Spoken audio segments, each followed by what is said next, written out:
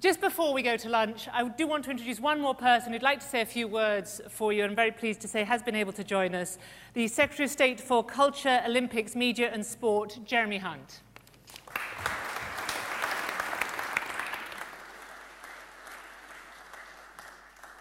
Thank you. Ladies and gentlemen, this is part of a very clever plot by Ed Vasey to make sure that his boss doesn't go on for too long, to put me on this minuscule slot just before lunch. And it succeeded, Ed, because I'm going to be very, very brief.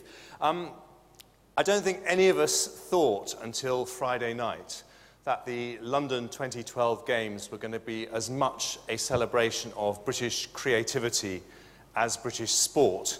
But Danny Boyle has pulled that off in a way that is magnificent for our creative industries. My favourite comment was from the New York Times, which said that Britain displayed humour and humility that can only come from an innate sense of superiority. And I thought that summed it up very well. But there was also apparently a Japanese person who said, "Your queen is amazing parachuting out of a plane. Our emperor would never do that."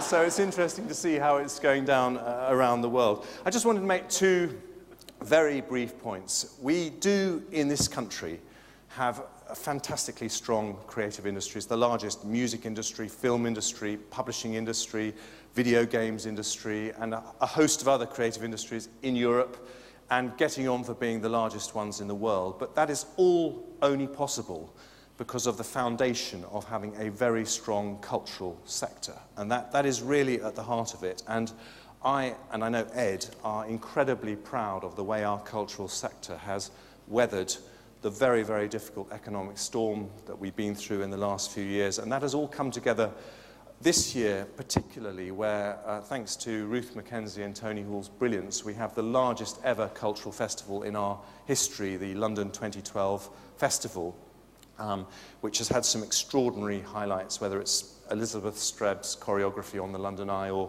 Gustavo Dudamel conducting El Sistema orchestras in Scotland. And I think that is really important, and a lot of that is also to do with subsidy.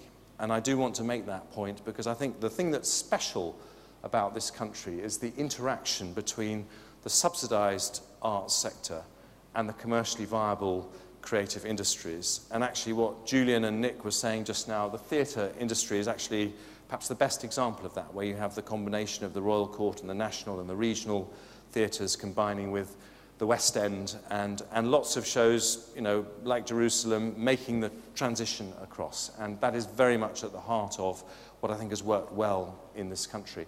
And the second point I wanted to make is that the dividing line between the creative industries and the technology industry is blurring the whole time. And increasingly, Britain's creative industries are becoming our technology industries. And that is a huge opportunity for us.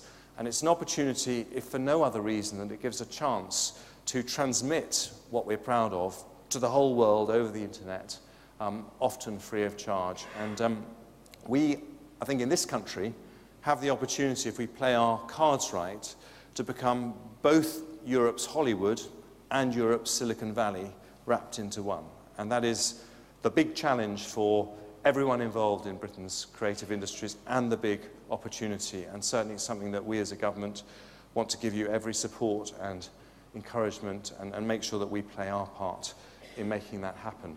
So probably the people in this room are going to have more to do with making that happen than anyone else. So I want to thank you for what you've done to give us so much to be proud of. And I want to thank you, more importantly, for what you're going to do in the years ahead, because as far as our creative industries are concerned, the best is yet to come. Have a good lunch. Thank you very much.